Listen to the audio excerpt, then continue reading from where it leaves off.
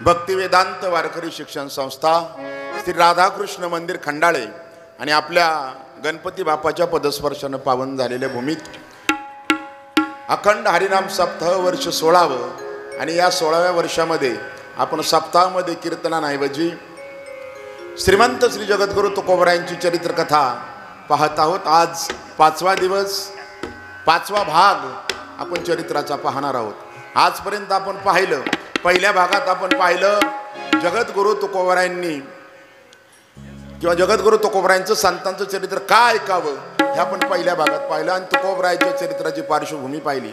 दुसऱ्या भागामध्ये आपण जगद्गुरु तुकोबरायांची वंश परंपरा कुलाचार पाहिला। त्यानंतर तिसऱ्या भागामध्ये आपण तुकोबरायांचा संसार स्थिती वयाच्या 13व्या वर्षापासून 21व्या वर्षापर्यंत जो जीवन प्रवास तुकोबरायांचा आहे तो पाहिला। काल आपण तुकोबरायांचा परमार्थिक जीवन कार्याचा भाग पाहिला। मग रामेश्वर भटांनी तुकोबरायांच्या गाथा बुडवल्या आणि पुन्हा त्या गाथा भगवंतानं तारल्या। उदका माझी वया ठेवून कोरडल्या, दाखविल्या रोकड्या विश्वजना, असे अनेक प्रसंग आपण पाहत आहोत। संपूर्ण जगद्गुरु तुकोबरायांचं चरित्र पाहायचं म्हटलं तर आपल्याला महिनाभर जरी कथा केली तरी संपणार नाही, एवढं चरित्र तुकोबरायांचं आहे। कारण मैपती बाबांचा संत तुकाराम महाराज चरित्र ग्रंथ, कचेश्वर ब्रह्मे यांचं चरित्र ग्रंथ, गोपाळ महाराजांचं चरित्र,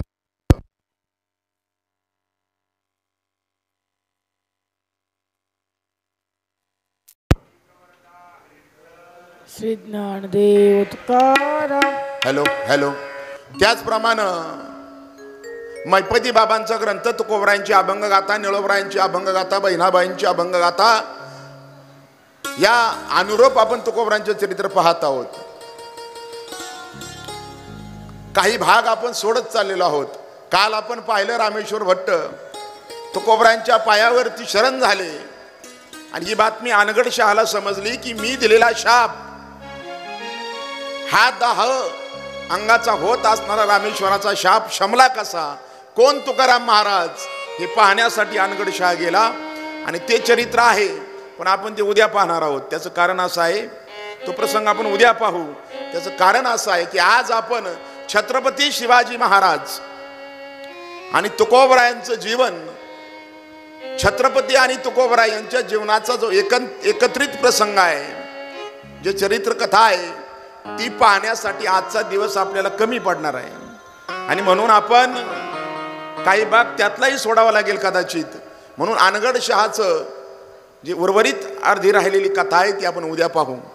छत्रपती शिवराय आणि जगद्गुरु तुकोबराय या दोन महान व्यक्तींमधला संवाद, जीवन प्रसंग, दोन व्यक्तींचा आपण पाहणार आहोत आणि हा ऐकण्यासाठी आपण सुद्धा आपले कान त्या पद्धतीने तयार करावे लागतात।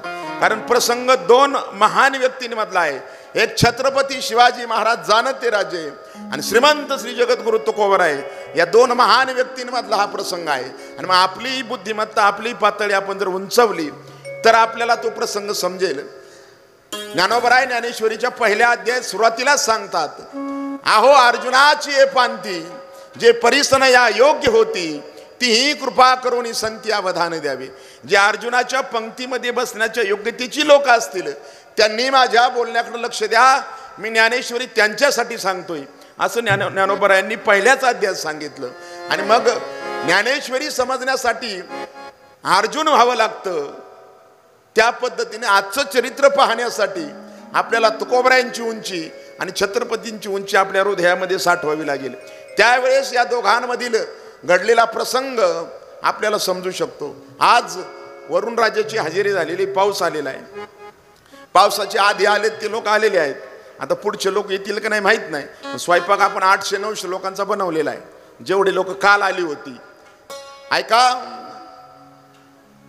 अहमदाबाद मध्ये एक सावकार होता, अहमदाबादील सावकार, त्याने नवसीला ज्ञानेश्वर, त्या सावकारानं ज्ञानोबरायांना नवस केला आणि तो नवस जर पूर्ण झाला, लक्ष रुपयाचे जवाहीर समाधीवरती वाहीन, असा नवस त्यानं केला।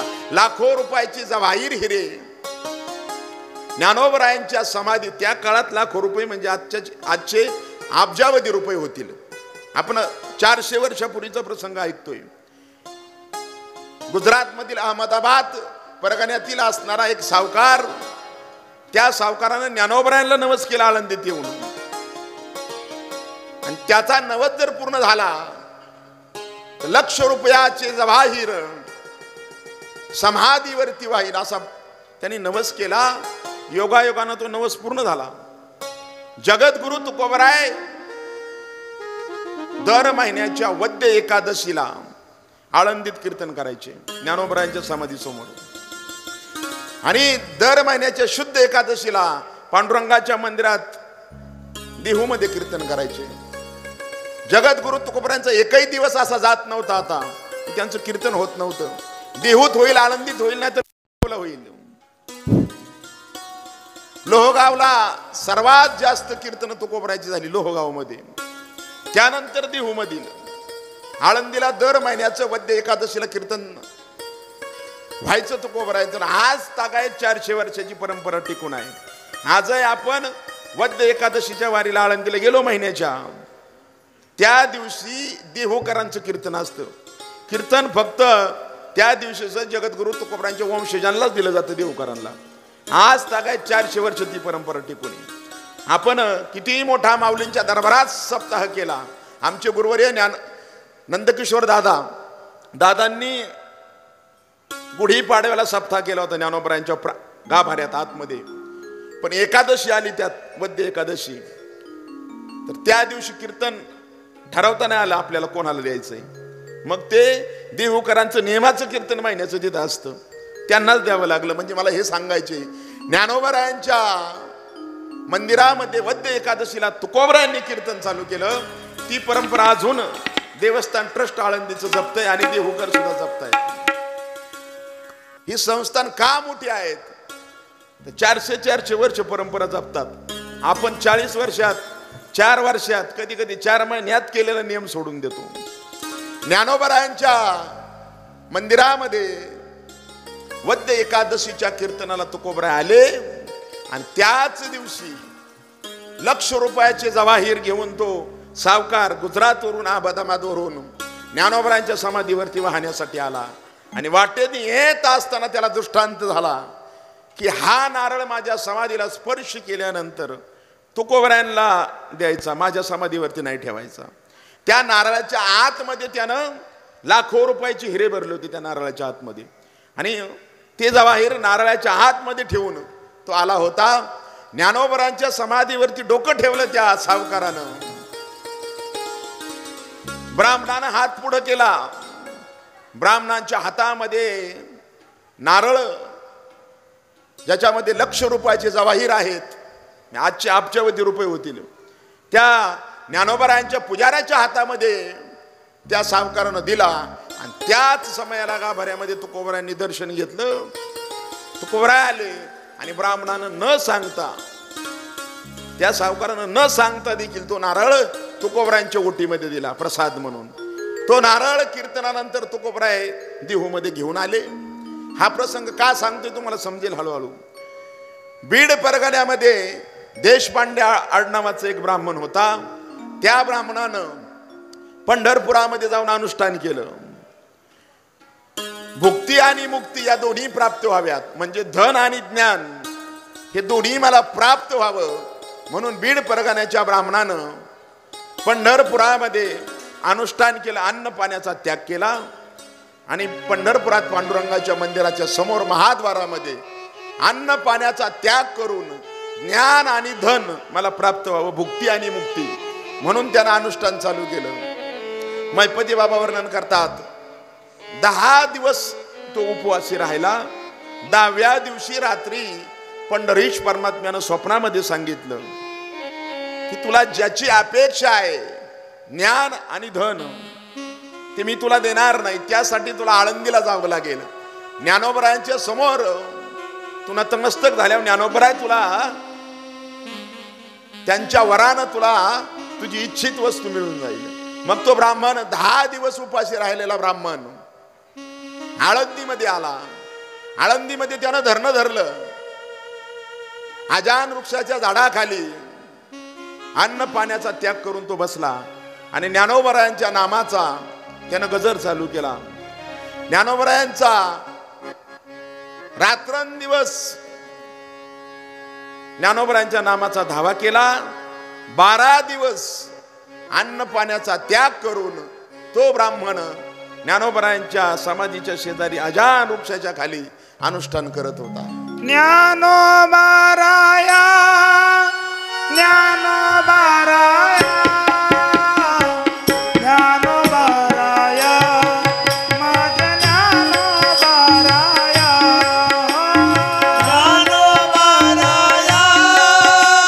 ज्ञानोबाराया ज्ञानोबाराया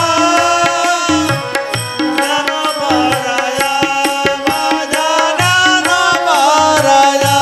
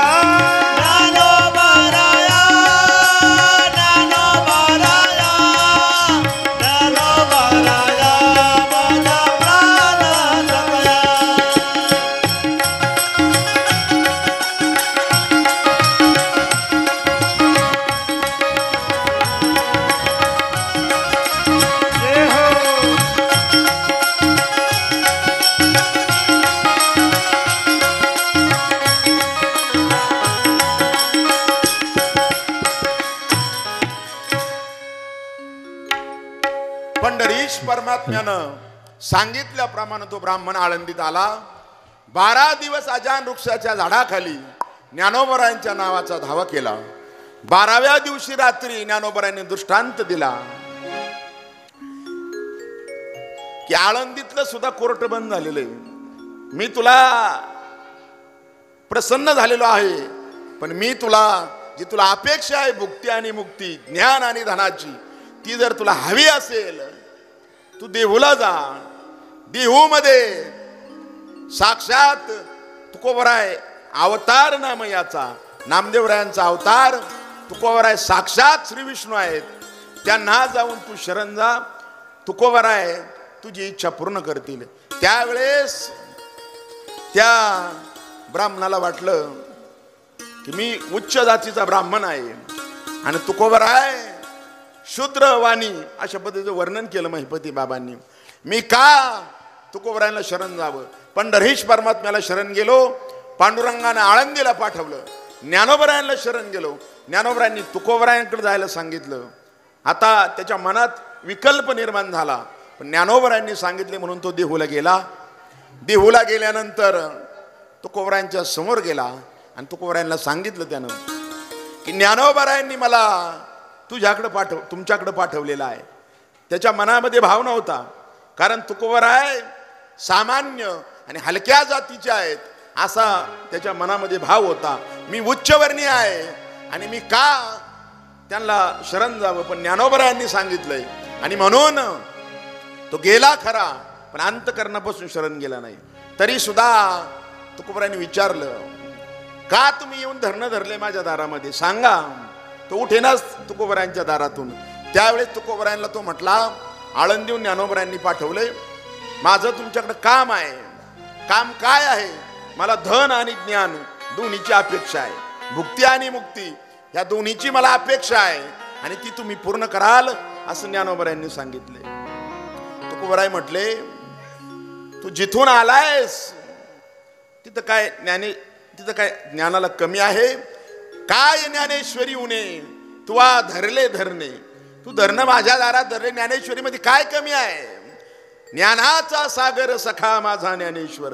अरे ज्ञानाचा समुद्र आहे आळंदीमध्ये, आणि तू ज्ञानासाठी माझ्याकडे आलास आणि धनासाठी माझ्याकडे आलास. अरे जयाची हे द्वारी सोन्याचा पिंपळ, जयाची हे द्वारी सोन्याचा पिंपळ, जयाची हे द्वारी सोन्याचा पिंपळ,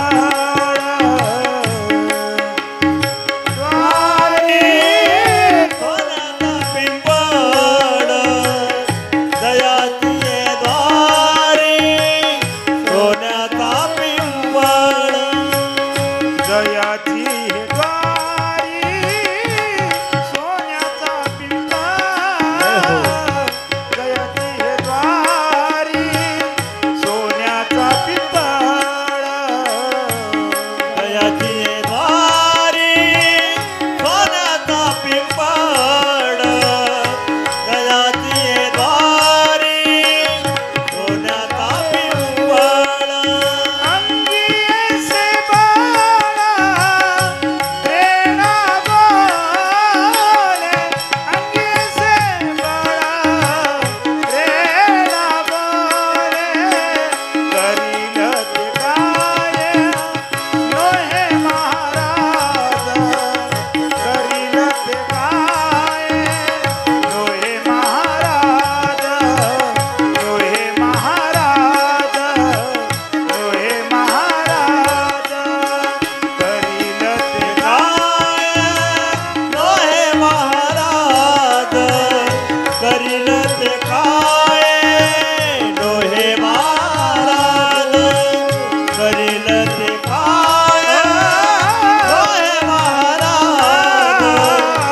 करील ते काय नोहे महाराज, परी पाय बीजा सुतांगी, परी पाय बीजा सुतांगी, ओ परी पाय बीज सुतांगी, परी पाय बीज सुतांगी, करील ते काय नोहे महाराज, करील ते काय नोहे महाराज, करील ते काय नोहे महाराज, करील ते काय नोहे महाराज, नोहे महाराज, नोहे महाराज.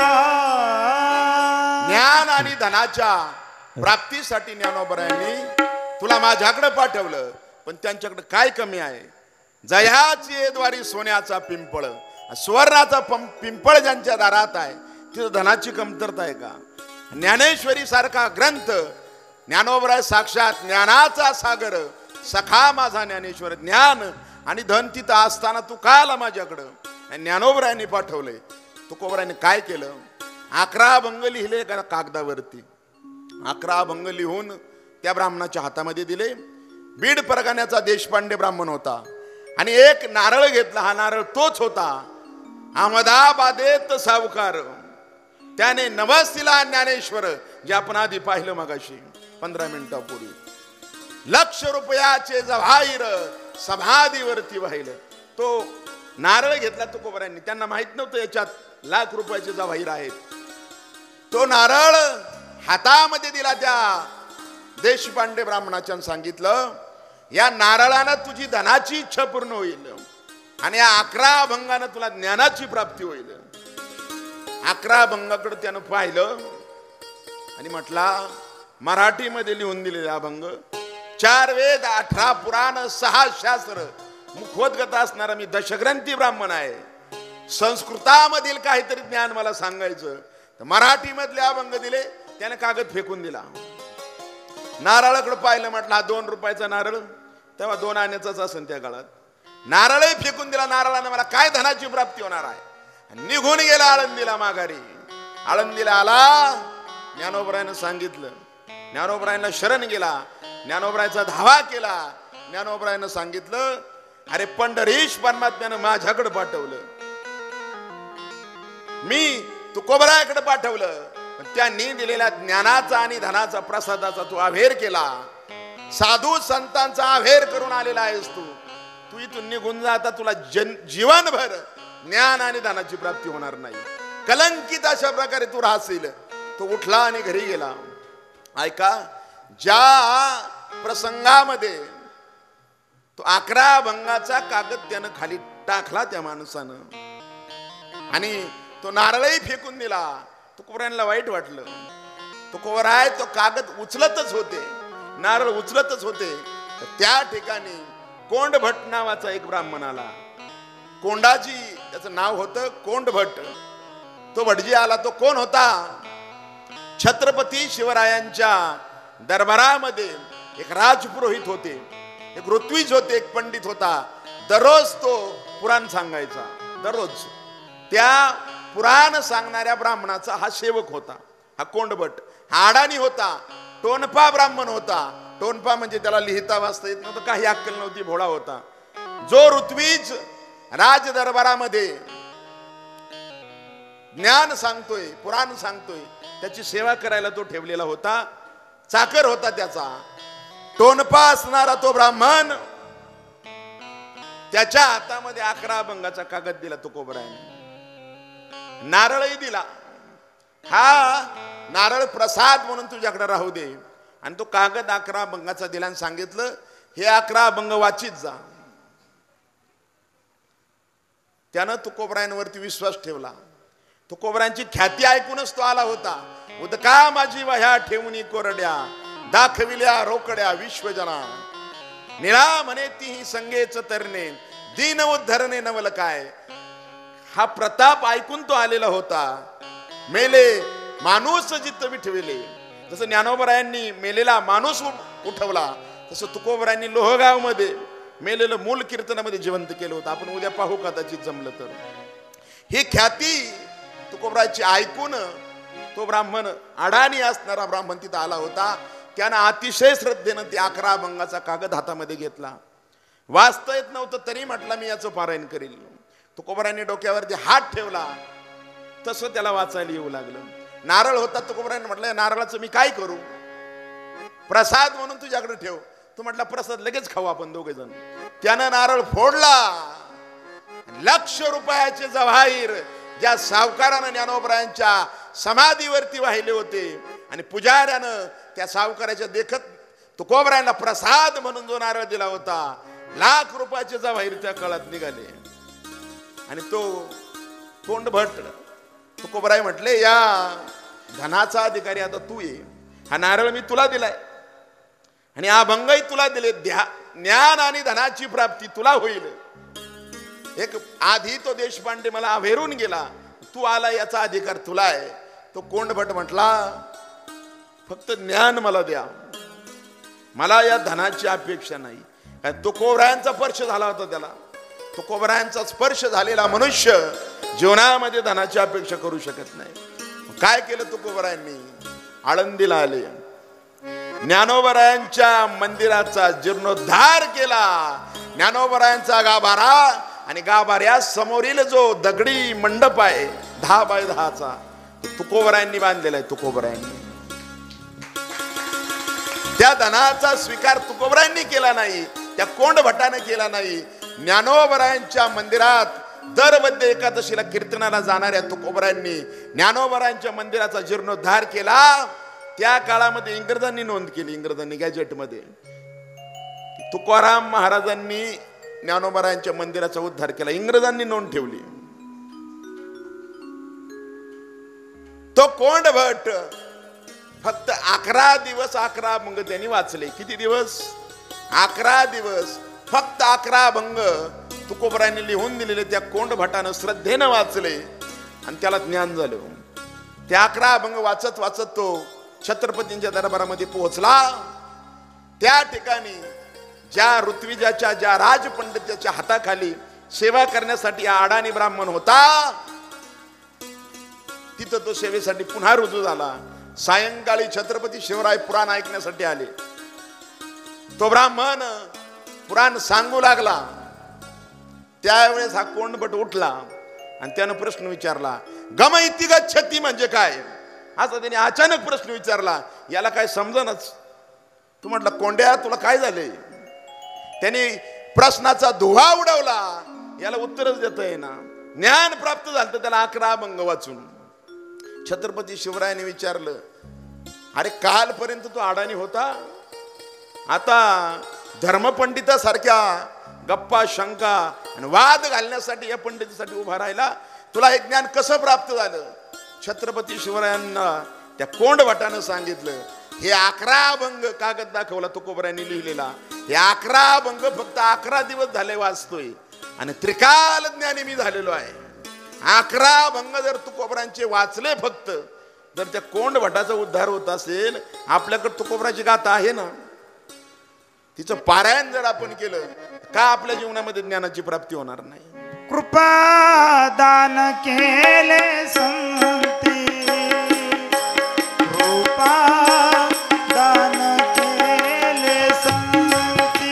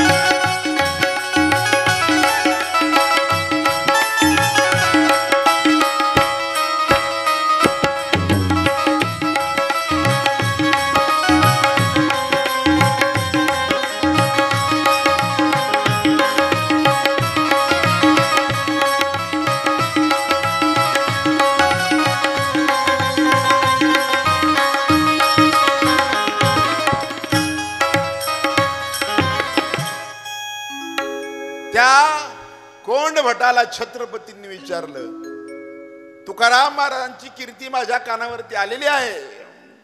अभंगाच्या गाथा तरल्या, ज्या रामेश्वर भट्टांचा धर्माधिकाऱ्याचा आदेश आम्ही सुद्धा मानतो, ते रामेश्वर भट्ट तुकोबरायला शरण गेले, संसाराचा त्याग केला आणि तुकोबरांच्या बरोबर राहतात. ही सर्व कीर्ती मी ऐकलेली आहे.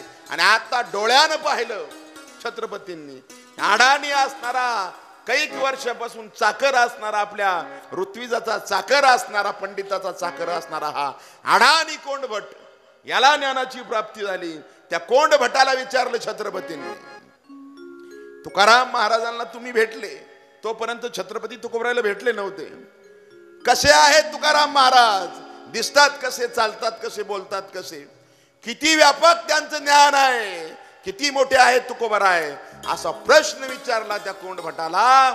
त्यानं सांगितलं, माझ्यासारख्या दीन अनुरेणू एवढ्या असलेल्या माणसा इतकेही छोटे तुकोबराय आहेत आणि आकाश एवढे तुकोबराय माझे मोठे आहेत. कारण 11 दिवसात या कोंडभटाला आत्मज्ञानाची प्राप्ती झाली. तुका आकाश अनुरेणू या थोकडा,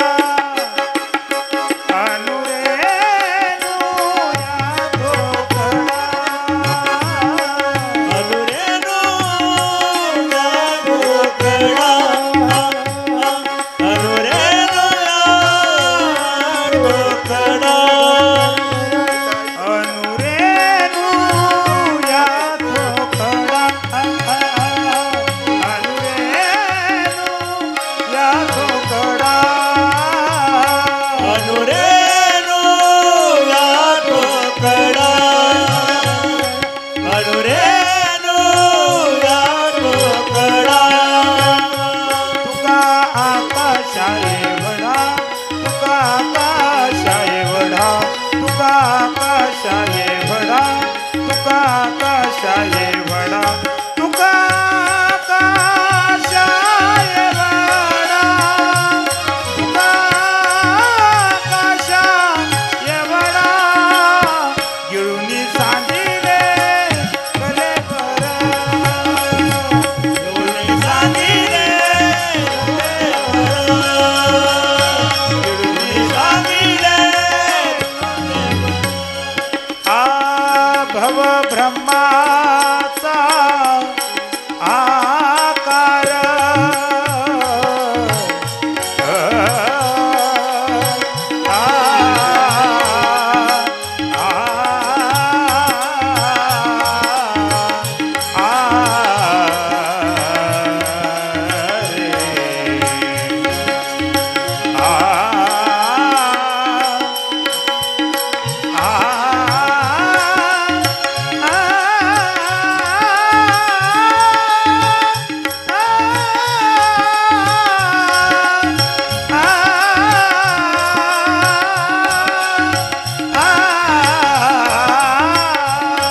भव ब्रह्माचा आकार भव ब्रह्माचा आकार तुका आकाशा एवढा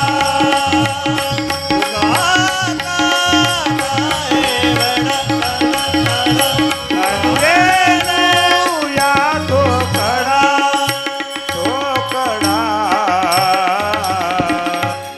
त्या कोंड भटानं सांगितलं छत्रपतींना, हानू रेणू ही अथोकडा तुका आकाश एवढा. तुकोबराय आकाश एवढे मोठे आहेत. मुलांना पुढे बोलवलं, कारण आता लोक येत आहेत, तुम्ही थोडे थोडे जमलं तर पुढे सरा, तुमची जागा ऍडजस्ट करा. आज मागच्या मंडपात पाऊस आलेला आहे, त्याच्यामुळे कदाचित बसता येणार नाही. लोक आल्यानंतर तोपर्यंत बसा. छत्रपती शिवरायांनी तुकोबरायांची कीर्ती ऐकली त्या कोंड भटाच्या मुखातून. आधीच कीर्ती सत्कीर्ती कानावरती आलेली होती. ऐसी ऐकोनी सत्कीर्ती काय बोलिला भूपती, तुकयाच्या कीर्तनी जाऊन बैसावे. आता तुकाराम महाराजांच्या कीर्तनात आपण जाऊन बसावं असं छत्रपतींना वाटू लागलं. पहिल्यांदा आता राजे होते ते, पहिल्यांदा आपण स्वतः जाण्याऐवजी काहीतरी भेट, काहीतरी नजराना आपण छत्रपतींना पाठवावा असं तुकोबरांच्या मनामध्ये आलं, छत्रपतींच्या मनामध्ये आलं. आणि छत्रपतींनी नजराना पाठवण्याचं ठरवलं. का छत्रपतींनी तुकोबरायांना नजराना पाठवला? त्याच्या मागची दोन कारण आहेत. एक म्हणजे जगद्गुरु तुकोबराय. देहू गाव आमच्या राज्याच्या सीमेमध्ये येतं. आपल्या राज्यामध्ये राहणारा एक महान साधू जगद्गुरु तुकोबराय, त्यांच्या घरची परिस्थिती गरिबीची आहे आणि धर्मकार्याच्या प्रचारार्थ तुकोबराय संसारावरती तुळशीपत्र त्यांनी वाहिलेलं आहे. आणि मग धर्मकार्याच्या प्रचारासाठी तुकोबराय बाहेर जात असताना मागची काळजी अजिबात नसावी, प्रपंचाची त्यांना घरची परिस्थिती सुबत्ता यावी, अन्न करता एक स्त्री मिली आपण पाहिलं परवा. म्हणून घरची परिस्थिती सुधारावी आणि तुकोबरायांना घराची काळजी अजिबात नसावी आणि त्यांनी आनंदानं धर्मप्रचार करावा. आणि म्हणून छत्रपतींनी नजराना पाठवला. हे सामान्य कारण होतं. पण दुसरं विशेष कारण होतं. विशेष कारण असं होतं की मानवी जन्माला मनुष्य प्राप्त झाला. मनुष्य जन्माला प्राप्त झाल्यानंतर जर साधूची कृपा मानवी जीवनावरती आपल्याला झाली नाही तर आपल्या जीवनाला अर्थ नाही. जगद्गुरु तुकोबराय साधू आहेत, संत आहेत आणि संतांची कृपा, साधूची कृपा आपल्यावरती व्हावी हा छत्रपतींचा मुख्य उद्देश होता. आणि म्हणून त्यांनी नजराना पाठवला. जोपर्यंत आपल्या जीवनामध्ये साधू संतांचा आशीर्वाद नाही, साधू संतांचा सहवास नाही, साधू संतांची कृपा नाही, तोपर्यंत मानवी जीवन कृतार्थ नाही. कारण सर्वात अवघड एकनाथ महाराज म्हणतात काय आहे, चंद्रामृत सुखे सेववेल, आस्ता जाता रवी धरवेल, बाह्या हेळा सागर तरवेल, परी त्या साधूची भेट न होईल का. की कदाचित मनुष्य दिवस मावळणाऱ्या सूर्याला हातामध्ये घेईल, आस्ता जाता रवी धरवेल, बाह्या हेळा सागर तरवेल, या दोन हातामध्ये कदाचित मनुष्य समुद्र उचलून घेईल. शक्य आहे का. पण एकनाथ महाराज म्हणतात ते घ्याल कदाचित तुम्ही. व्याघ्र सिंहाचे दूध जोडेल, आपण ठरवलं तर आपण वाघाचं दूध काढून आणू, तुम्ही उद्या बिबट्याचं काढायला जाऊ नका. पण कदाचित एकनाथ महाराज म्हणतायत ते कदाचित तुम्ही कराल, परी त्या साधूची भेट ना होईल का. साधूची भेट होणार नाही. प्रश्न विचारला, सर्वात अवघड काय आहे. बहुअवघड आहे संत भेटी, बहुअवघड आहे संत भेटी, बहुअवघड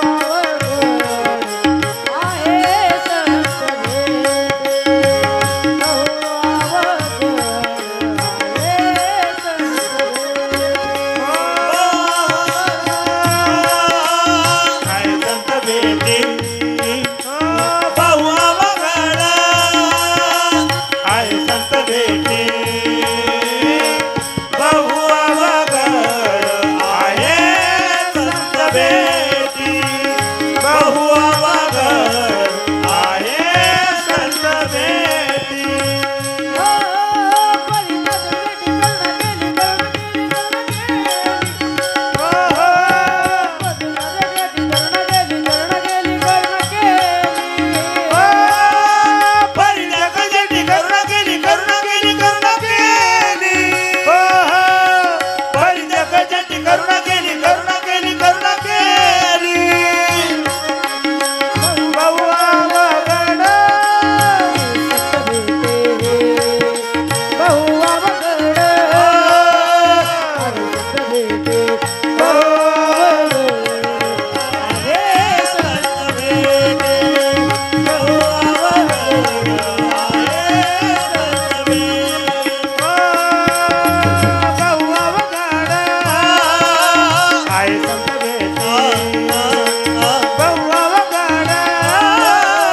आहे संत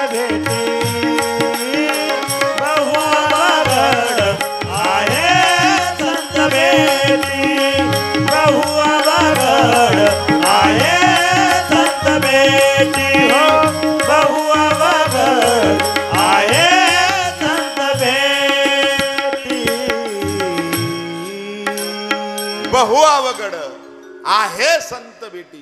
सर्वात अवघड साधूची भेट होणं, साधूची कृपा होणं ही सर्वात अवघड गोष्ट आहे, सर्वात अवघड. आणि मग जगद्गुरु तुकोबरांची भेट व्हावी, कृपा व्हावी, या अपेक्षेनं राजानं नजरानं पाठवलं छत्रपती. कारण सर्वात अवघड गोष्ट एकनाथ महाराजांनी प्रश्न विचारला एका अभंगात, ह्याच कैशी कैशी याने भेटती ते साधू, आणि प्रश्नचिन्ह दिलं, उत्तर दिलंच नाही. प्रश्न विचारला फक्त एकनाथ महाराजांनी, कैशी कैशी याने भेटती ते साधू, प्रश्न चिन्ह दिलं, उत्तर दिलंच नाही. त्याचं उत्तर माझ्या तुकोबरांनी त्याच्या नंतर 70 वर्षांनी दिलं, एकनाथ महाराजांच्या नंतर. एकनाथ महाराजांनी प्रश्न विचारला कैसे कैसे याने भेटती ते साधू, उत्तर तुकोबरांनी अभंगात दिलं, आयशी आयशी याने भेटती ते साधू.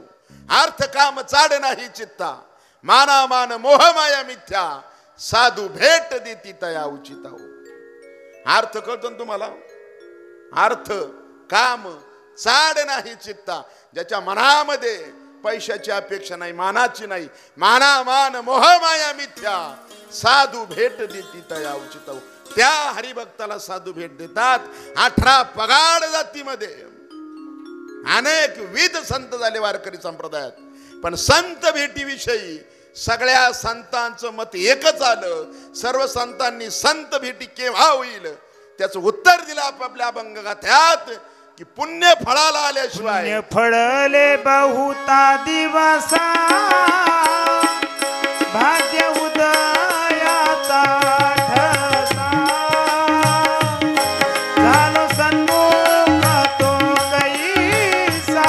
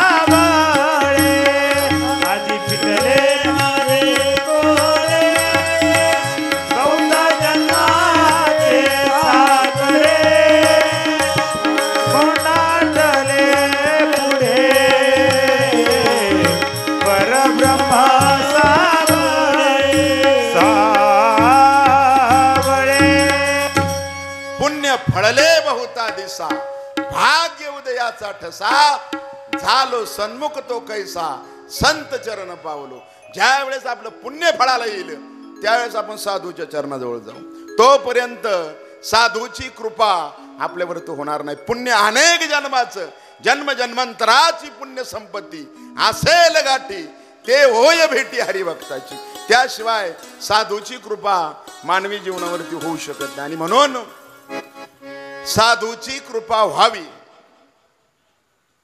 साधूची कृपा व्हावी, तुकोबरायांची कृपा व्हावी म्हणून नजराणा छत्रपती शिवरायांनी पाठवला. हे मुख्य कारण होतं. तुकोबरायांची परिस्थिती गरिबीची आहे. मग घराकडे लक्ष न देता धर्मकार्याचा प्रचार त्यांनी करावा, मागली चिंता नसावी, हा सामान्य उद्देश आहे.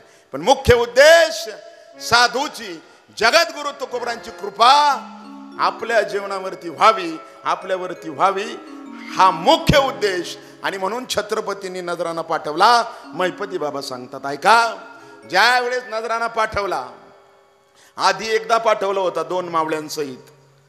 ती गोष्ट मी सांगणार नाही तुम्हाला, ती कथा, कारण आपल्याला वेळच पुरणार नाही.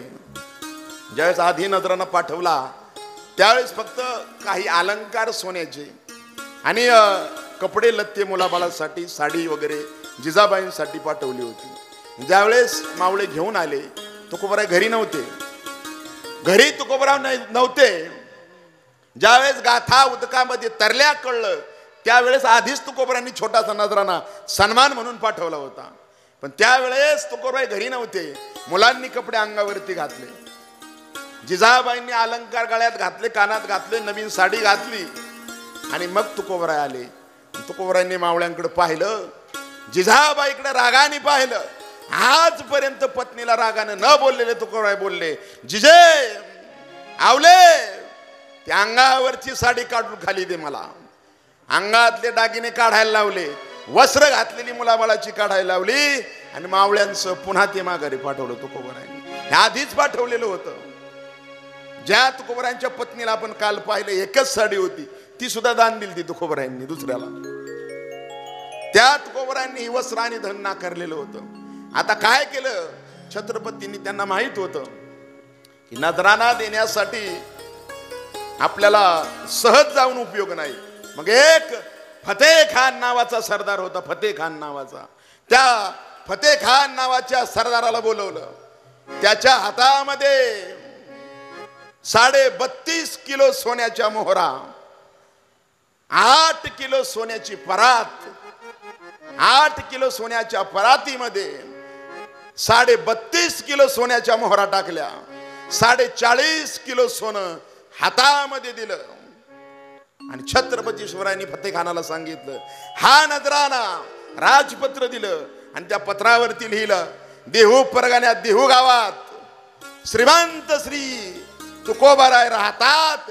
श्रीमंत श्री जगद्गुरु तुकोबारायांना हा नजराणा भेट द्यायचा आहे. राजपत्रावरती लिहिलं आणि राजमुद्रेची मोहर लावली आणि फतेह खानाच्या हातात नजराणा दिला आणि सांगितलं, नजराणा तुकोबारायांना देऊन यायचा आहे. फतेह खान निघाला. बारकाय नाही का, फतेह खान देहू गावच्या वेशीपर्यंत आला. वेशीमध्ये 4-5 माणसं बसलेली होती.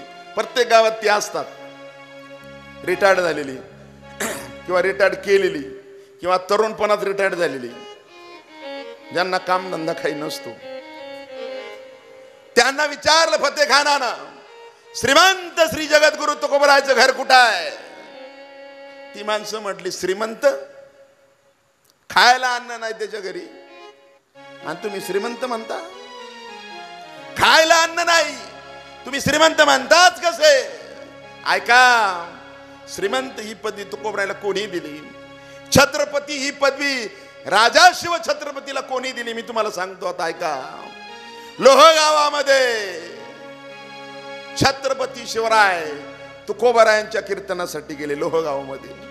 लोहगावामध्ये छत्रपती शिवराय तुकोबरायांच्या कीर्तनामध्ये बसले. तुकोबरायांनी सांगितलं, आता तरी पुढे हाच उपदेश नका करुणाचा विश्वाचा, सांगतो तुम्हासी बाजारे विठ्ठला, नाही तरी गेला जन्म वाया. तुकोबरायांचं कीर्तन, एक कीर्तन ऐकलं छत्रपतींनी, एक कीर्तन, आणि छत्रपतींना वैराग्य निर्माण झालं. प्रधानाला जवळ बोलवलं, राजवस्त्र काढून फेकून दिली, जिरेटोप काढला, राजवस्त्र प्रधानाच्या ताब्यामध्ये देऊन साधी वस्त्र अंगावरती परिधान केली. आणि काय करायचे मग छत्रपती? दिवसा बसोनी अरण्यात, रात्री येती हरिकीर्तनात. दिवसभर लोहगावच्या जंगलात अरण्यामध्ये छत्रपती शिवराय हरिनाम घेऊ लागले, तुकोबरायांची अभंगगाथा वाचू लागले, ज्ञानेश्वरीचं पारायण करू लागले. रात्री तुकोबराच्या कीर्तनामध्ये येऊन बसू लागले. राजवस्त्र त्यागली, राज्य त्यागलं, आणि मग प्रधानानं ती राजवस्त्र घेतली आणि आऊसाहेब जिजाबाईकडे प्रधान गेलेले आहे. जिजाबाईंच्या समोर तो प्रधान राजवस्त्र देतोय छत्रपतींची, आणि सांगितलं त्यावेळेस जिजाबाई ऐकोनी तत्वता, धाय मोकलनी रडू लागली सर्वा देखता. महिपती बाबा लिहितात, सर्वांच्या समोर जिजाबाई रडू लागल्या. तुकोबरायांनी माझ्या मुलाच्या बुद्धीमध्ये फरक केला, माझ्या स्वराज्याची वाट लागेल असं जिजाबाईंच्या मनामध्ये वाटलं. आणि जिजाबाई स्वतः तुकोबरायांच्या भेटीसाठी निघाल्या, लोहगावामध्ये आल्या.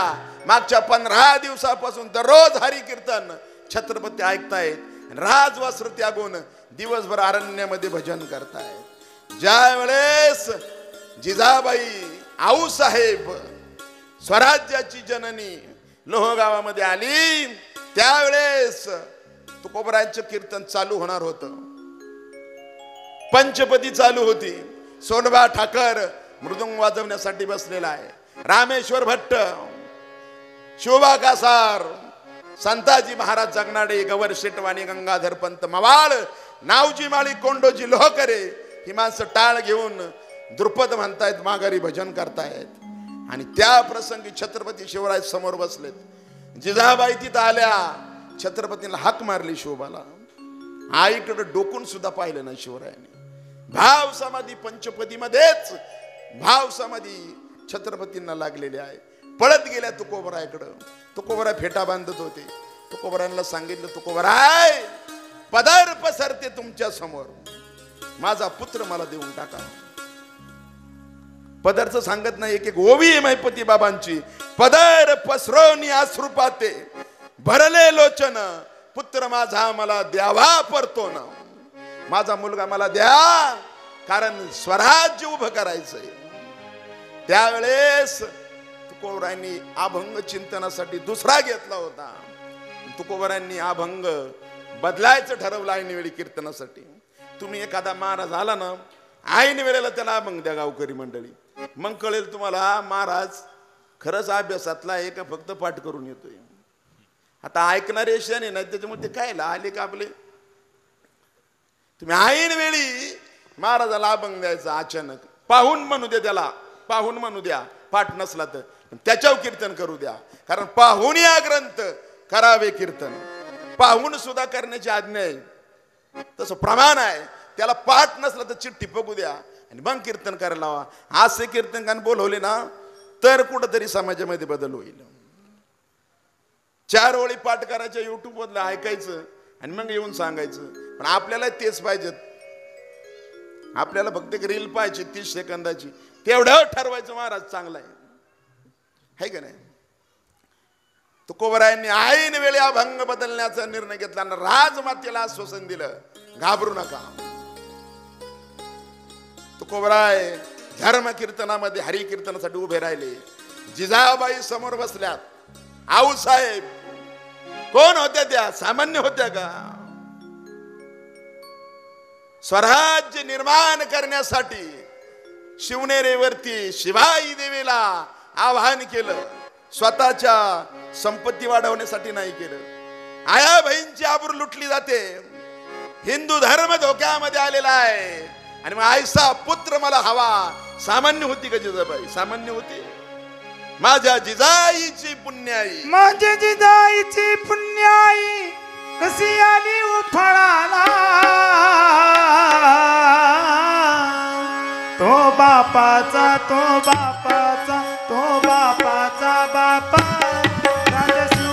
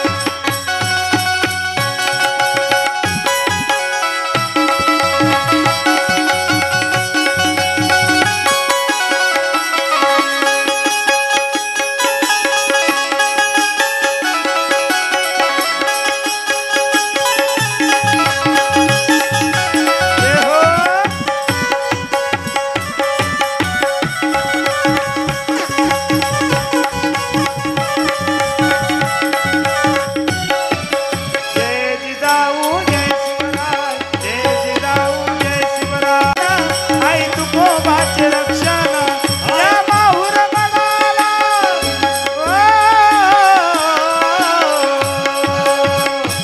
आणि म्हणून लाल मातीच्या या किल्ल्यात जगश्रेष्ठ संत श्री तुकाराम महाराज जन्माला आले आणि या लाल मातीच्या या मातीवर आदिशक्ती जगत्रे जननी विदर्भ प्रांतातल्या राष्ट्रमाता जिजाऊमा साहेब यांच्या एकूण एक लाडका पुत्र आणि म्हणून छत्रपती शिवाजी महाराजांना संत भेट झाली आणि गुरुची कृपा झाली आणि महाराष्ट्राचं भूषण असे आपले छत्रपती शिवाजी महाराजांनी आपल्या जनकल्याणाची शिकवण करून या हिंदू धर्माचा गड त्या ठिकाणी जिंकलेला आहे. ओ आज्ञा होती माझी जाऊची, आज्ञा होती माझी जाऊची, जनकल्याणाची शिकवण जगद्गुरु तुकोबाची.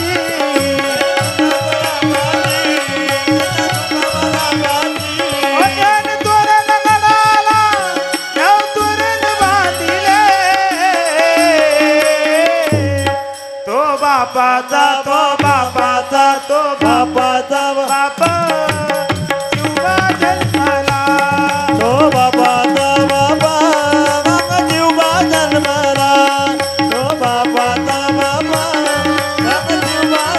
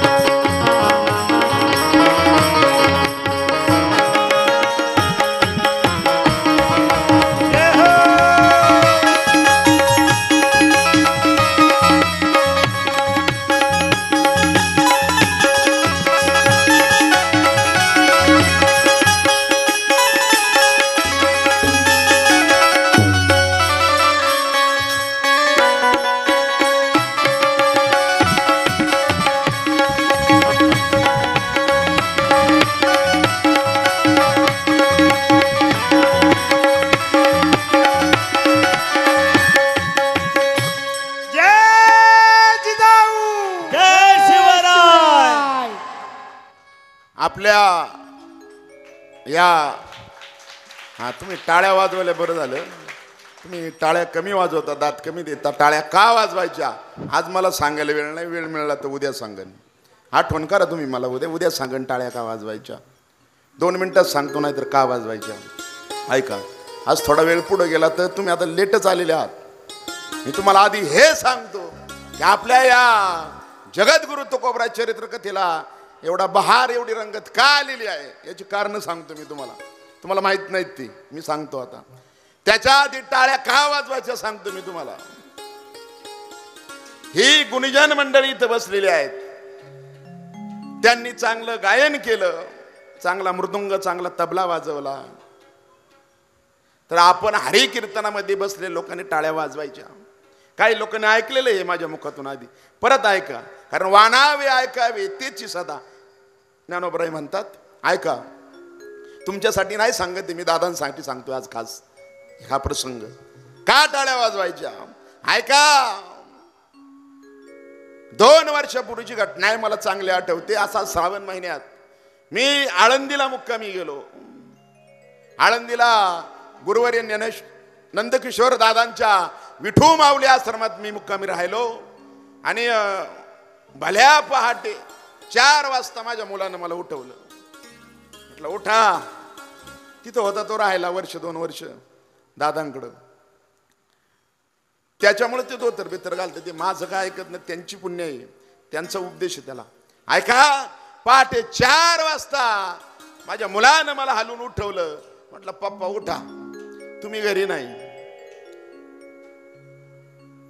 मी काय करतो दिवसभर ते तुम्ही आज पहा. मी उठलो. 4 वाजता उठावाच लागतं आमच्या आश्रमात. 3:45लाच उठतात मुलं. मी आंघोळीला जाऊ लागलो. तो म्हटलं थांबा, आंघोळी इथं नाही आश्रमाची.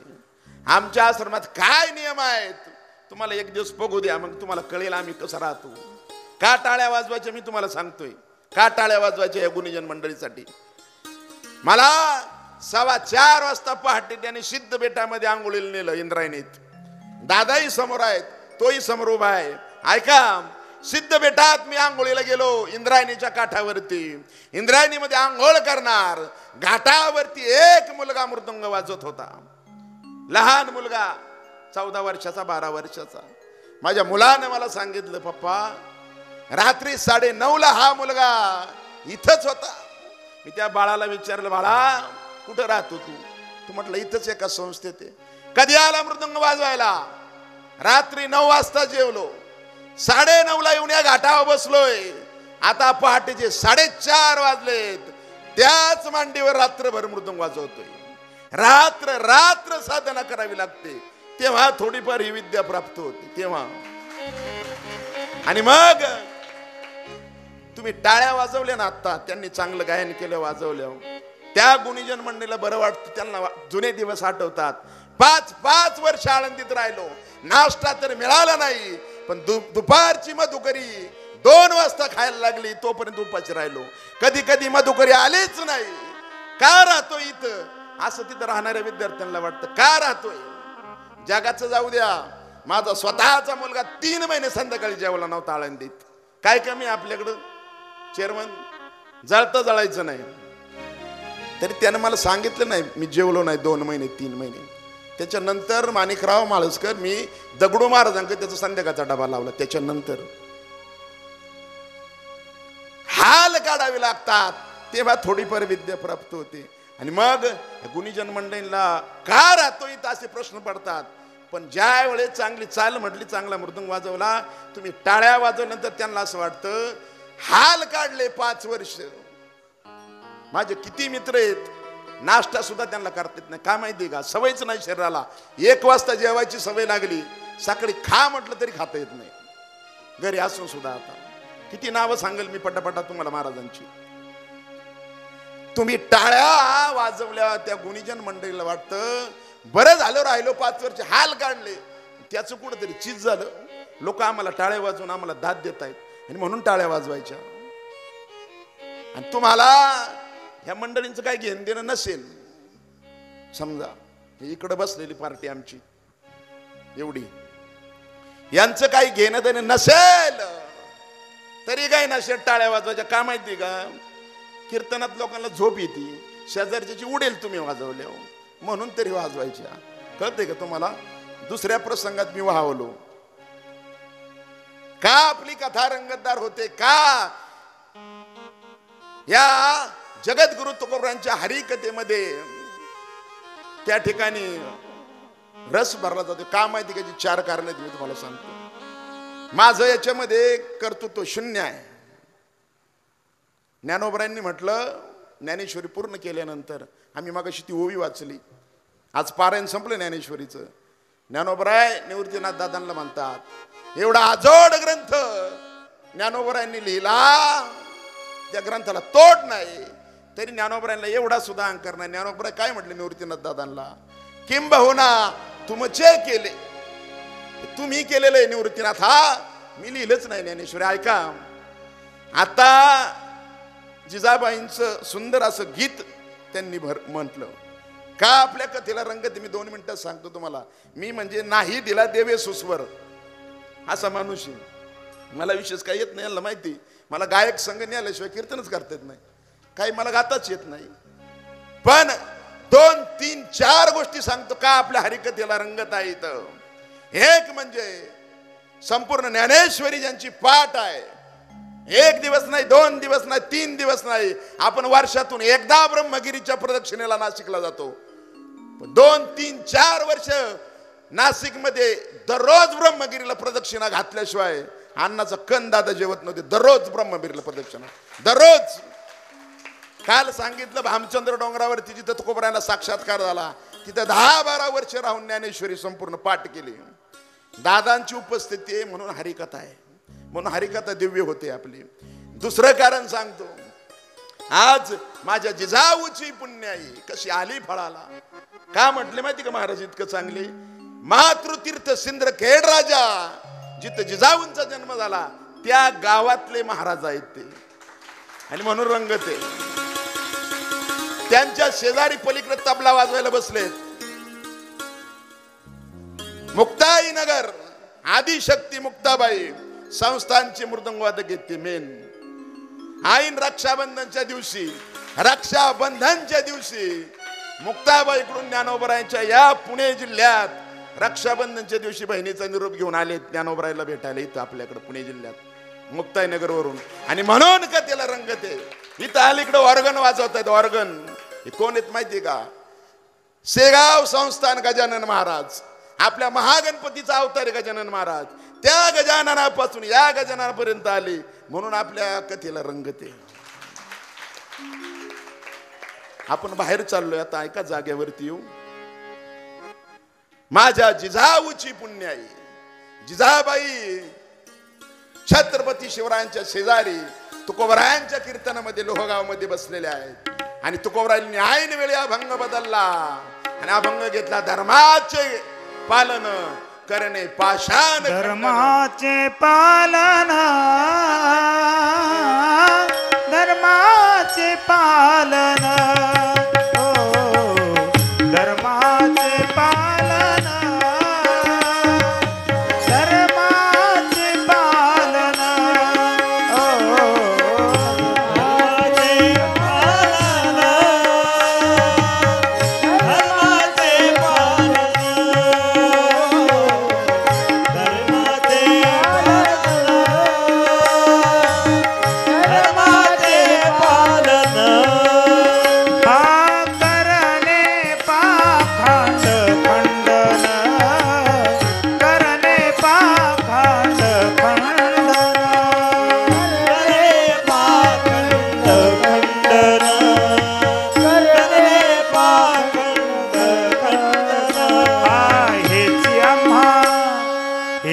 आम्हा करणे काम विजवाल वावे नाम, हेची आम्हा करणे काम विजवाल वावे नाम, हेची आम्हा करणे काम विजवाल वावे नाम, हेची आम्हा करणे काम विजवाल वावे नाम.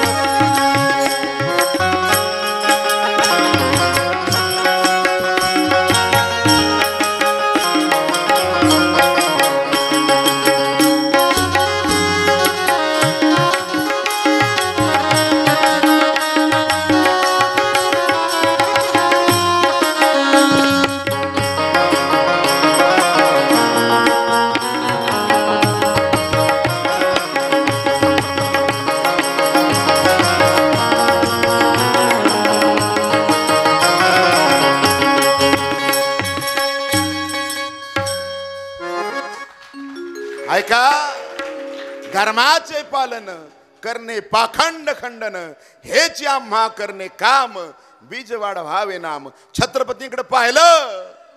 छत्रपतींना वाटलं 15 दिवस मी कीर्तन ऐकतोय तो कोबरा अभंग घ्यायचे. सांगतो तुम्हासी बजारे विठ्ठला, नाही तरी गेला जन्म वाया. कधी अभंग घ्यायचे आता तरी पुढे हाच उपदेश, नका करू ना साविष्याचा. एक दिवस अभंग घेतला, आपुला तो एक देव करून घ्यावा, तेने विन जीवा सुख नोय. असे अभंग 15 दिवस ऐकतोय. आज मात्र धर्माचे पालन करणे पाखंड खंडन. का हा अभंग घेतलाय तुकोबरांनी चिंतनाला? छत्रपतींनी डोळे उघडले. जसे छत्रपतींनी डोळे उघडले, जिजाऊंकडे तुकोबरांनी पाहिलं आणि रोखून डोळ्यात डोळे घातले शिवरायांच्या. आणि छत्रपतींनी तुकोबरायांनी छत्रपतींना चालू कीर्तनात एका अभंग रचनात सांगितलं, शिव तुझे नाव, तुझे नाव ठेविले पवित्र, शिव तुझे नाव ठेविले पवित्र. शिवा तुझे नाव ठेविले पवित्र, शिवा तुझे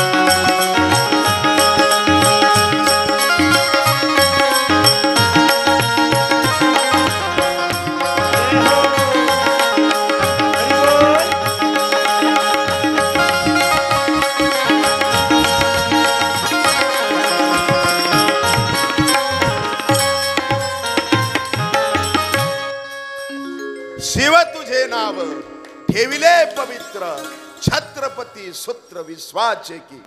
छत्रपती ही पदवी आपण कुठून कुठे गेलो लक्षात आणा जरा. आता छत्रपती ही पदवी माझ्या तुकोबरायांनी छत्रपती शिवरायांना दिली म्हणून आजपर्यंत टिकून आहे. म्हणून टिकून आहे. नाहीतर आपल्याला पदव्या लोक देतात वर्षात विचारित नाहीत. आठवड्यापूर्वी 10 दिवसापूर्वीचा प्रसंग सांगतो आपल्या गावात झालेला. आता खंडाळ्याचे लोक आहेत म्हणून सांगतो तुम्हाला. आपल्या पदव्या कशा आहेत ते सांगतो 2 मिनिटात. आमच्या संस्थेत एक विद्यार्थी बिशे आडनावाचा यवतचा तो इथं बसलेला आहे कुठंतरी. त्याची बकरं आपल्या खंडाळ्या गावात आली. फक्त मी नावं सांगणार नाही तुम्हाला आता गावातली. तो 4-5 दिवस आत्ता 15 दिवसापूर्वीचा विषय. 4-5 दिवस बकरं चारत होता आणि विचारून तिथं बकरं रात्रीची बसवत होता. एक आपल्या गावातला तरुण मुलगा त्यांच्याकडे गेला दुपारचा असा 3-4 सुमारास. मला फोन आला त्याच्या वडिलांचा त्या धनगरांचा. आणि जो मनुष्य बोलत होता माझ्या संग आपल्या गावातलाच होता. तो म्हटला मी यांची बकरं अडवलेत आता फक्त पुढे जाऊन देत नाही वाट्याने. म्हटलं का?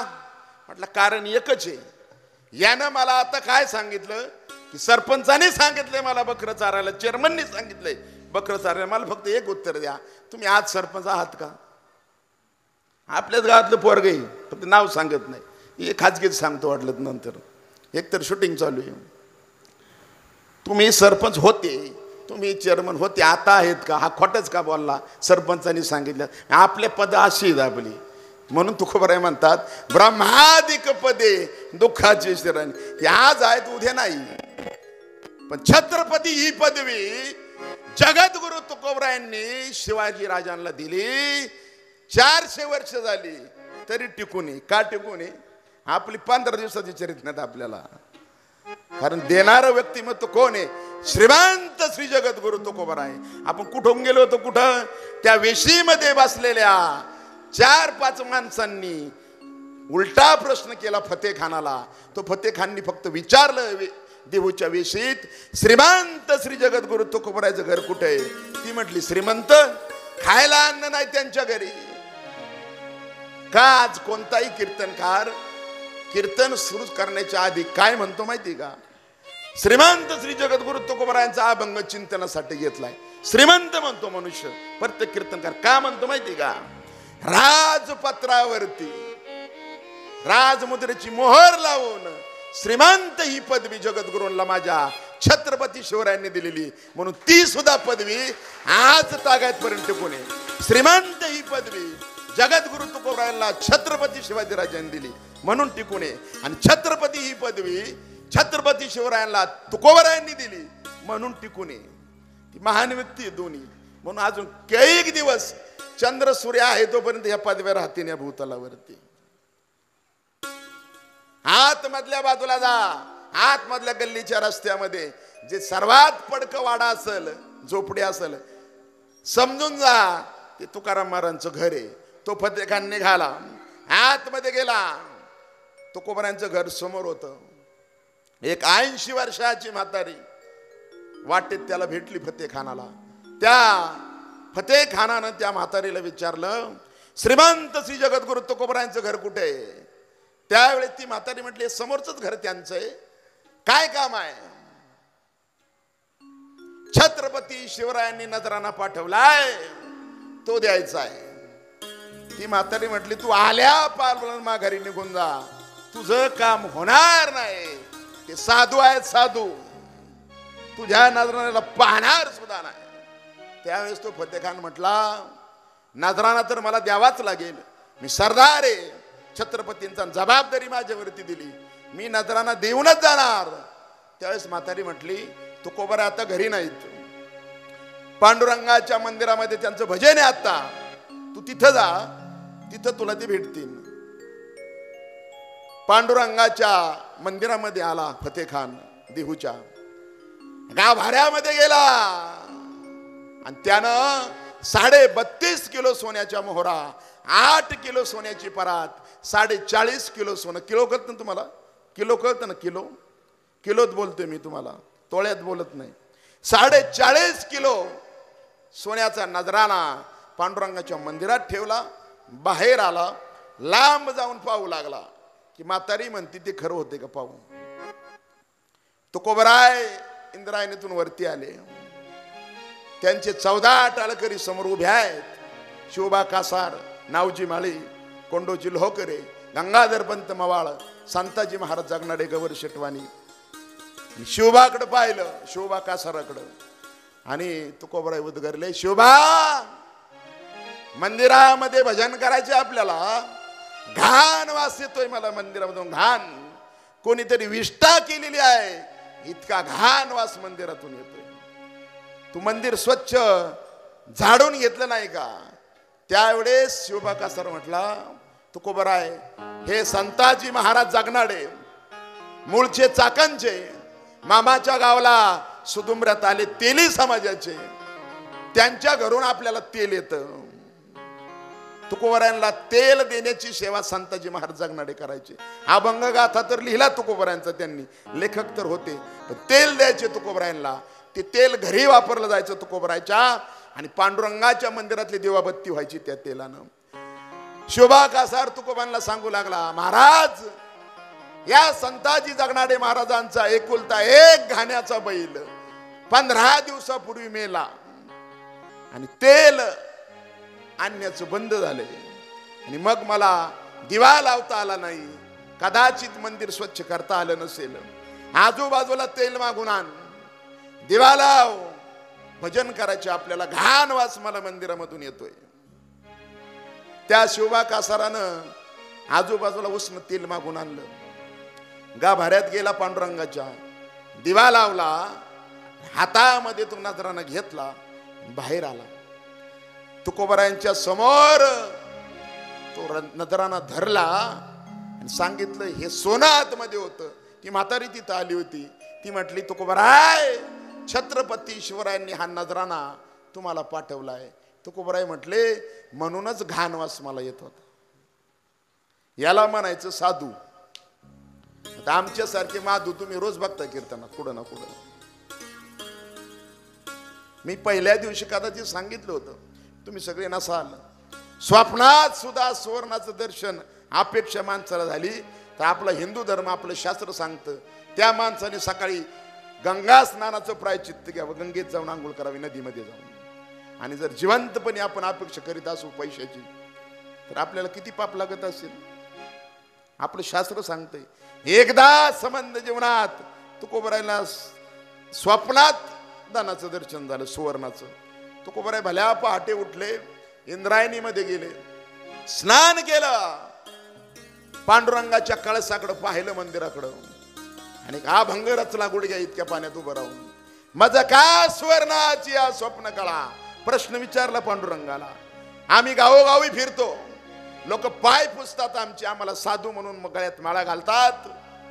तुकोबरायांनी प्रश्न विचारला पांडुरंगाला, माझं का सुवर्णाची या स्वप्न कळा, माझी घेत गंगा स्नानाचा गुराळा, काय साधुत्वाचा सोहळा ऐक बापा, काय साधू म्हणून आम्ही भूषण मिरवावं, मला का स्वप्नात देवा धनाचं दर्शन झालं. हा प्रश्न विचारला तुकोबरायांनी पांडुरंगाला. स्वप्नात एकदाच धन सुवर्ण त्यांच्या आलं संबंधावी. स्वप्नात जागेपणे अपेक्षा करणं सोडा. स्वप्नात त्या शोभा कासाराच्या हातामध्ये ते नजराना होता, 32.5 किलो सोन्याच्या मोहरा, 8 किलो सोन्याची परात. त्या शोभा कासाराला सांगितलं तुकोबरायांनी, हा नजराना तुझ्या हातामध्ये आहे तसाच छत्रपती शिवाजीरायांना माघारी देऊन ये. तो शोभा कासार निघाला, छत्रपती शिवरायांच्या समोर उभा राहिला, नजराना त्यानं माघारी दिला तो छत्रपतींना. त्यावेळेस छत्रपतींना दुःख झालं, आणि त्या शोभा कासाराला विचारलं, काय निरोप दिला काय तुकोबरायांनी माझ्यासाठी हा नजराना माघारी देताना. तो म्हटला, दिलाय ना. काय निरोप आहे तुमचे? येर वितधना तुमचे येर वितधना तुमचे येर वितधना, तुमचे येर वितधना. माझा मोती के समान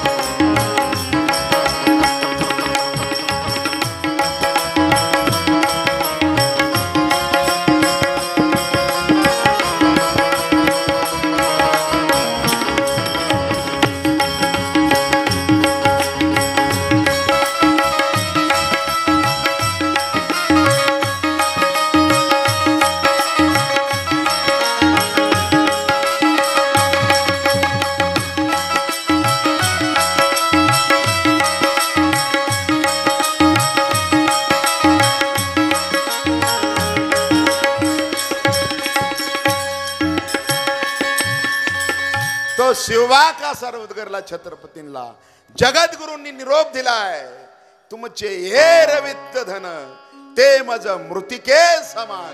तुम्ही पाठवलेले धन संपत्ती आम्हाला मातीच्या समान आहे. माघारी आला तो शिवबा कासार देहूगावात आला. तुकोबराय समोर दिसले, पाया पडण्यासाठी धावू लागला. पाया पडणार तुकोबरायच्या.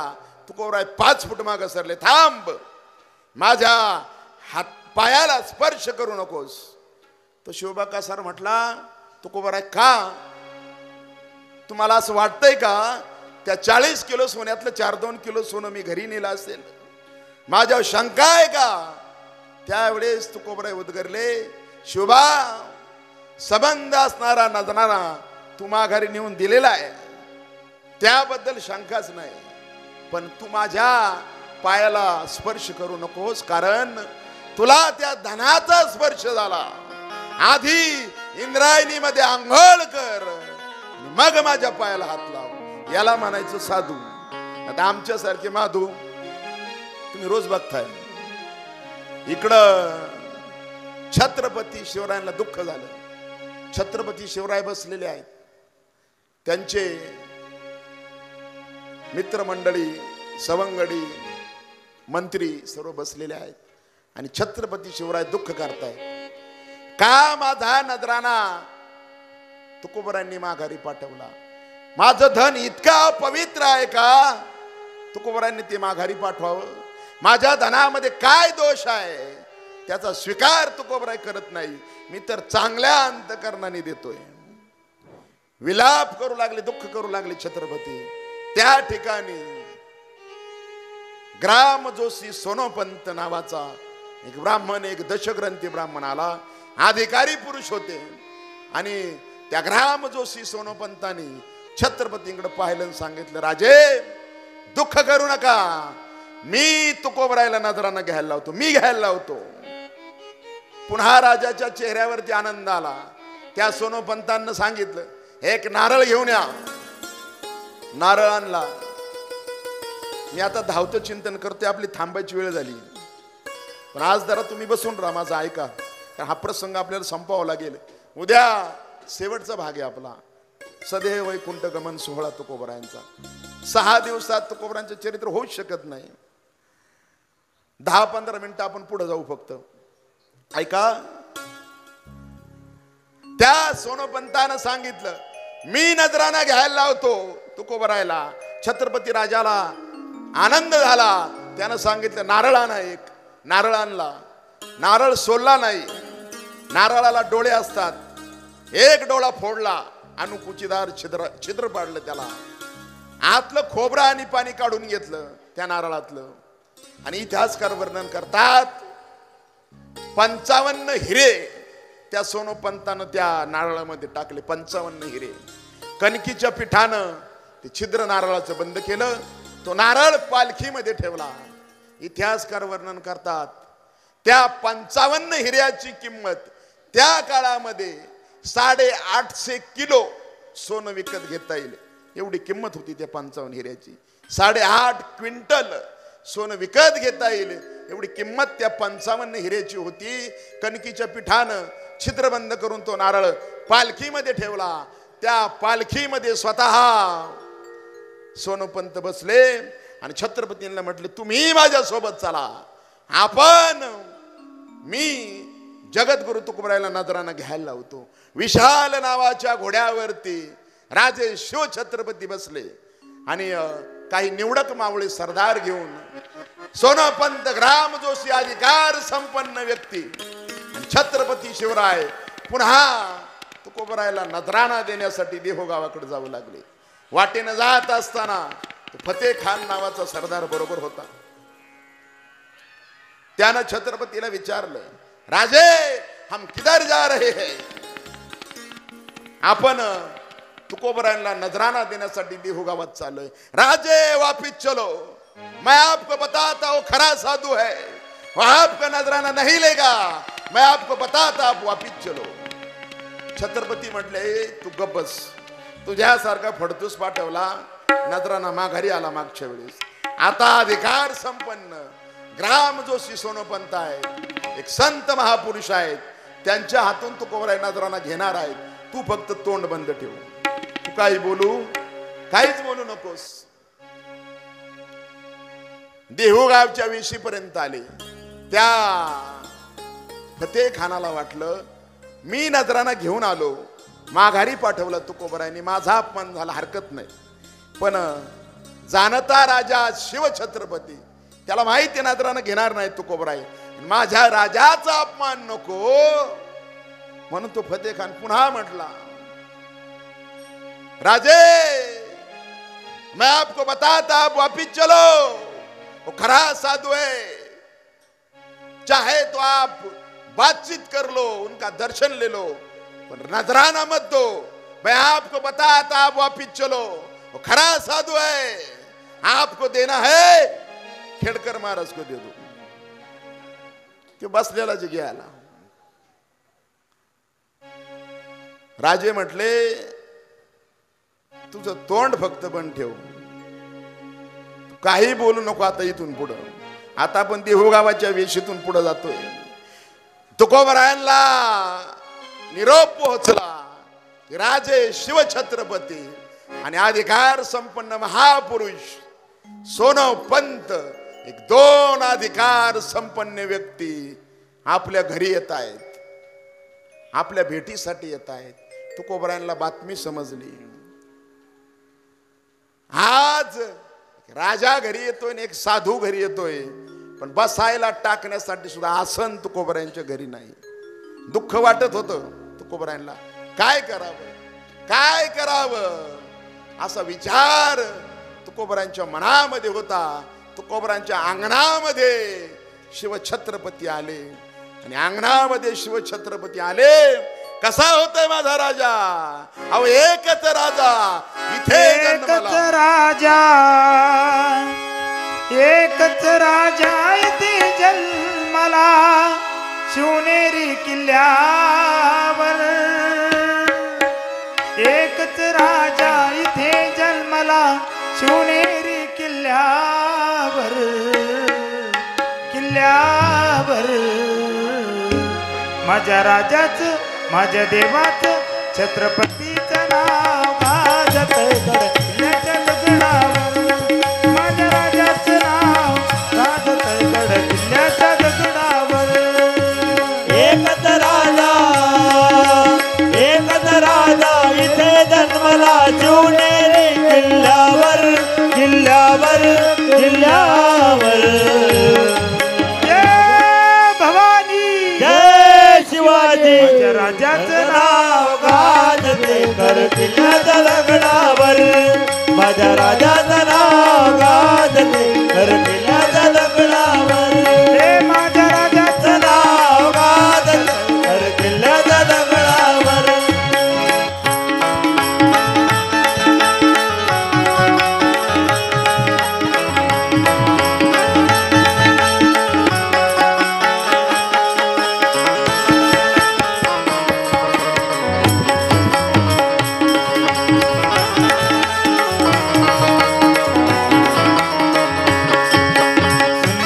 स्वराज निर्माण केले तलवारीच्या धारेवर.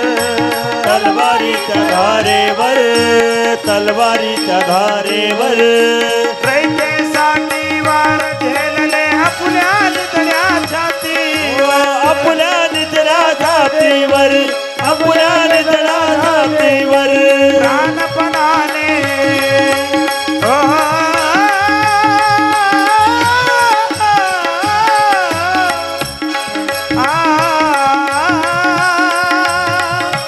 छत्रपती शिवाजी राजा, राजा राजा. ओ सुंदर स्वराज निर्माण केले तलवारीच्या धारेवर. तलवारीच्या धारेवर, तलवारीच्या धारेवर. रयतेसाठी वार झेलले आपुल्या निधड्या छातीवर. आपुल्या निधड्या छातीवर, आपुल्या निधड्या छातीवर. प्राणपणाने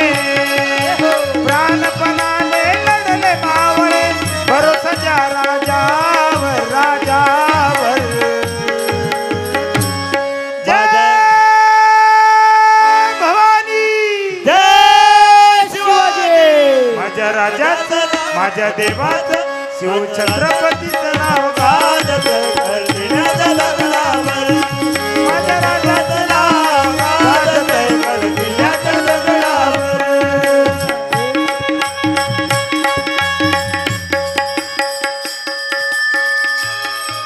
छत्रपती शिवाजी राजा या महाराष्ट्र भूमीमध्ये जन्माला आले. या महाराष्ट्र भूमीमध्ये जन्माला आल्यानंतर हिंदवी स्वराज्य माझ्या राजाने स्थापन केलं. जिजाऊच्या पोटी स्वतः साक्षात शंकराचा अंश शिवाजी राजे म्हणून जन्माला आले. एकच राजा इथे जन्मला शिवनेरी किल्ल्यावर.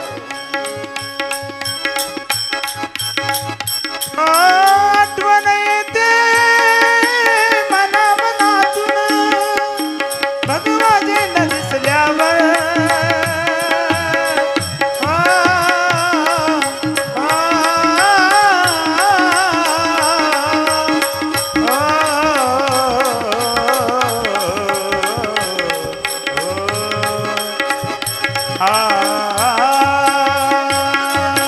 आठवण येते मनामनातून भगवाजे न दिसल्यावर भगवाजे न दिसल्यावर भगवाजे न दिसल्यावर जात पातना धर्म मानितो जगला माणुसकीवर जगला माणूस केवर जगला माणूस केवर कसे होते माझे शिवछत्रपती राजे. जात पात धर्माजिबात त्यांनी मानला नाही आणि या लाल कुशीतून जन्म घेऊन आऊसाहेब जिजाऊंचा छत्रपती शिवाजी महाराज हिंदवी स्वराज्याची या ठिकाणी शपथ घेऊन संपूर्ण 96 कुळी मराठा समाज या ठिकाणी तेली माळी साळी कुणबी मराठा गुजर धनगर चांभार मुसलमान ख्रिश्चन सर्वांना घेऊन आपल्या रयतेचं या ठिकाणी त्यांनी स्वराज्य उभं केलं. कोणी सुभेदार, कोणी तलवार, कोणी भालदार, कोणी चोपदार असे महाराजांचे सैनिक होते. आणि म्हणून हा स्वराज्य नव्हे तर अख्खा आपला भारत हे जग स्वतंत्र झालं. आणि आईसाहेबांचे उपकार छत्रपती शिवाजी महाराजांचे उपकार आपण या ठिकाणी विसरणार नाही. आणि म्हणून महाराज म्हणतात हो जात पातना धर्म मानितो जगला माणुसकीवर जगला माणूस केवर जगला माणूस केवर पुन्हा जन्म घ्यासी इच्छा शिवभक्तांच्या हृदयावर हृदयावर. जय भवानी जय शिवाजी जय भवानी जय शिवाजी श्री संत तुकाराम महाराज की जय संत तुकाराम महाराज की जय माझ्या राजाचं नाव गाजत आहे गड किल्ल्याच्या लग्नावर. शिवरायाचं नाव गाजत आहे गड किल्ल्याच्या लग्नावर.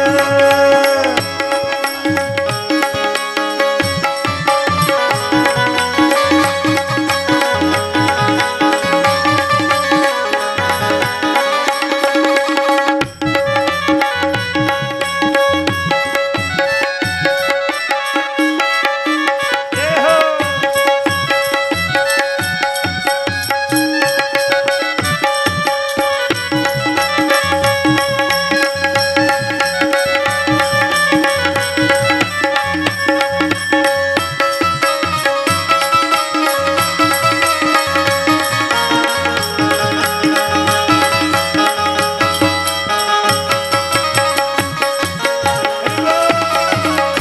जय हो.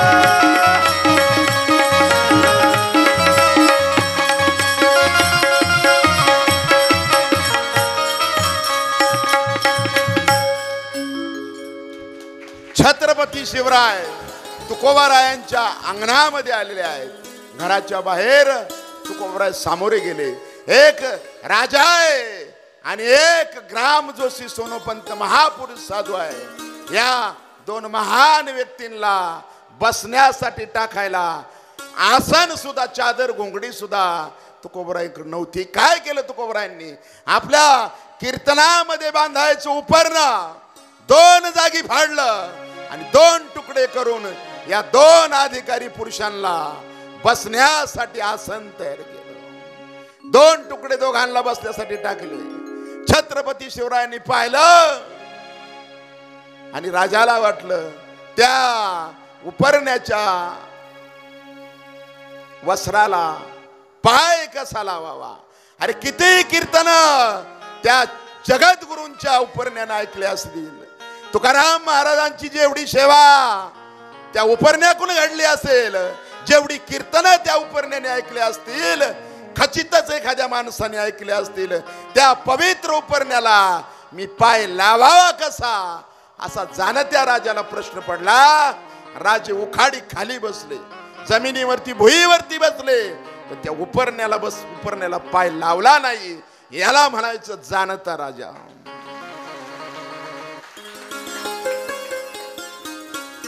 राजे तुकोबरायकडे पाहून बोलू लागले, तुकोबराय हे दिवट्या छत्र घोडे आम्ही तुम्हाला देण्यासाठी आणलेत. तुकोबराय म्हटले, दिवट्या छत्र घोडे हे तो बऱ्यात न पडे, हे माझ्या कामाचं नाही. अहो तुकोबराय, मी तुम्हाला देण्यासाठी काही हिरे नाणी मोती आणलेले आहेत, ते ताट पुढे देऊ केलं. त्यावेळेस तुकोबराय उद्गरले, माणिक पाषाण खडे जैसे. तुमचे माणिक मोती आहेत ते आम्हाला खड्याच्या समान आहेत, दगडी आहेत आमच्यासाठी, आम्हाला ते नको. ग्रामजोशी सोनोपंतांनी जगद्गुरु तुकोबरायांचा सन्मान करण्यासाठी हातामध्ये ताट घेतलं. त्या ताटामध्ये तो प्रसादाचा नारळ होता, ज्याच्यामध्ये 55 हिरे आहेत. तुकोबरायांना बुक्का लावला. आज जगद्गुरु तुकोबरायांनी बुक्का लावून घेतला.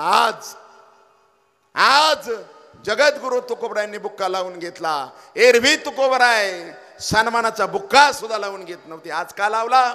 एक अधिकार संपन्न साधू आपला सन्मान करतोय, पण आज जगद्गुरूंनी बुक्का लावून घेतला.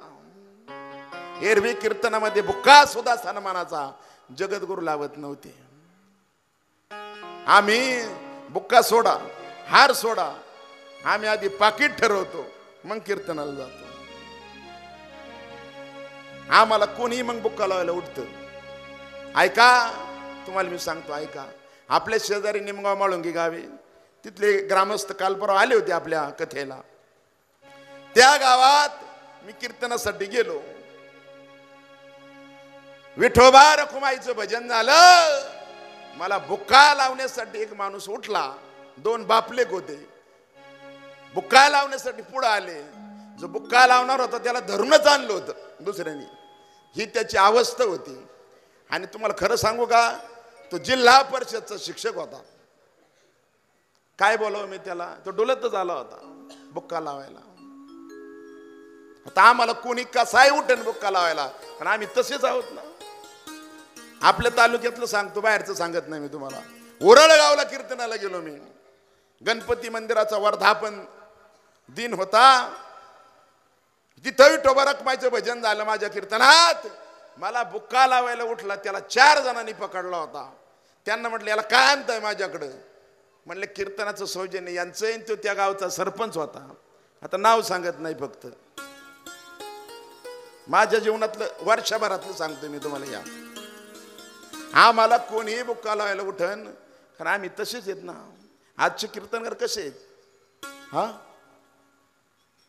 त्यांच्या मनात सगळी अपेक्षाची धनाची. आपल्याला तसेच लागतात. 40,000 वाला आणला सगळ्यात मोठा, 25 वाला आणला. आपल्यालाही प्रतिष्ठा मिरवण्यासाठी कीर्तन ठेवायचे. त्या हरी कीर्तनाचा ना वक्त्याला फायदा होईल ना श्रोत्याला फायदा होईल, काहीच उपयोग होणार नाही. उभ्या बाजारात कथा हे तो न आवडे पंढरीनाथा, अवघे पोटासाठी सोंग ते कैसा पांडुरंग. काय केले रांडेच्या लेखा, तुला राजी नाही तुका. तुकोबराय म्हणतात, उभ्या बाजारात कथा करून जर त्याची विक्री केली तर आम्ही तुम्हाला राजी नाही. तुम्ही रांडेची मुलं असाल, कीर्तनकार नाही. तुम्ही ठेवणारे नियोजक आमच्यासाठी रांडेची पोरं आहेत, असं तुकोबराय वर्णन करतात. काय केले रांडेच्या लेखा, तुला राजी नाही तुका. आज तुकोबरायांनी सन्मानाचा बुक्का लावून घेतला.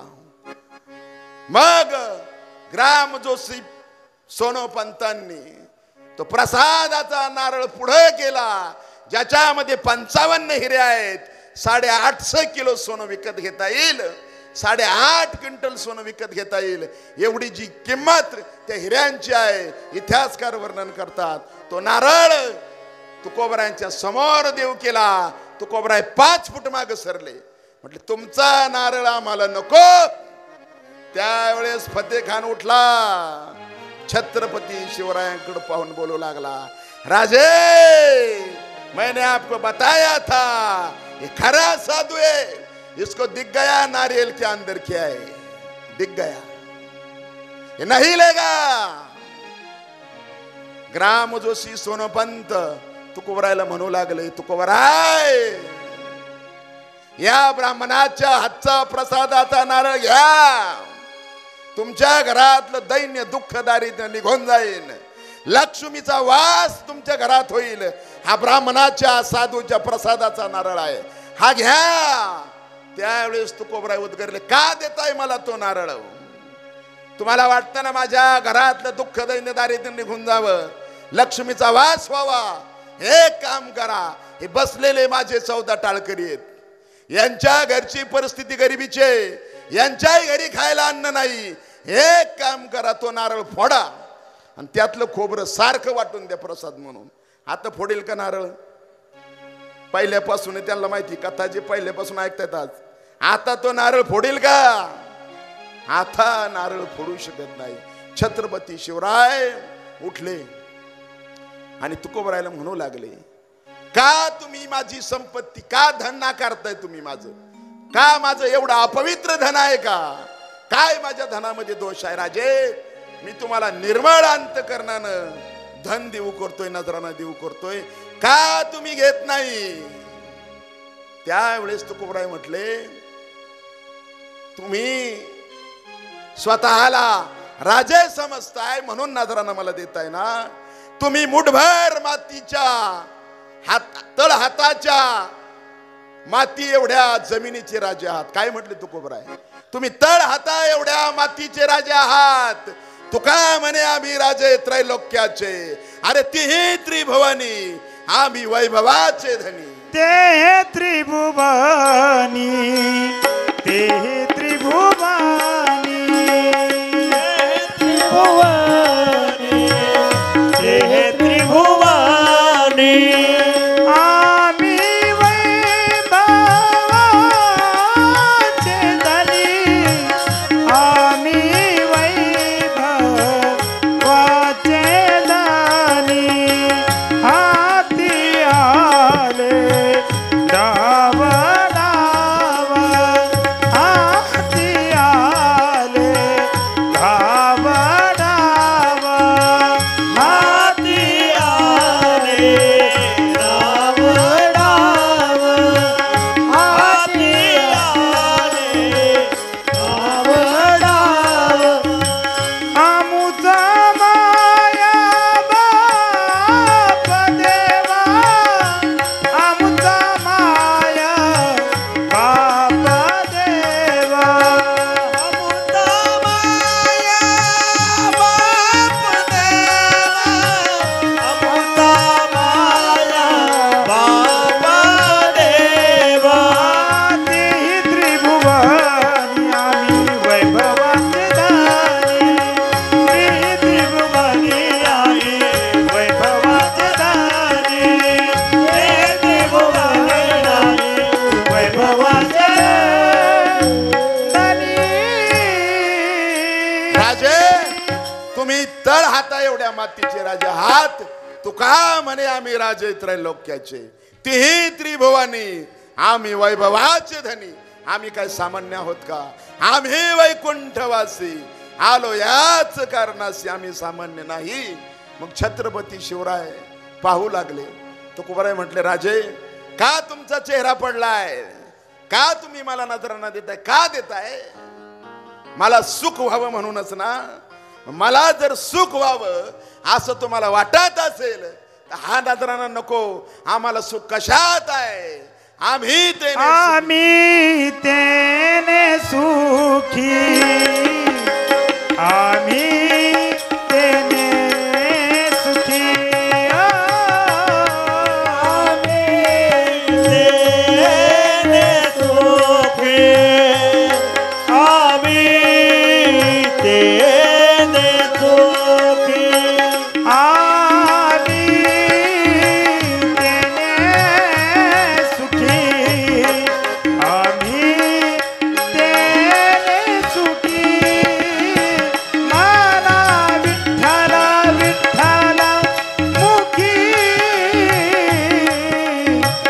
मना विठ्ठल विठ्ठल मुखी मला विठ्ठल विठ्ठल मुखी मला विठ्ठल मुखी आम्ही तेने सुखी मना विठ्ठल विठ्ठल मुखी आम्ही विठ्ठल विठ्ठल मुखी मला विठ्ठल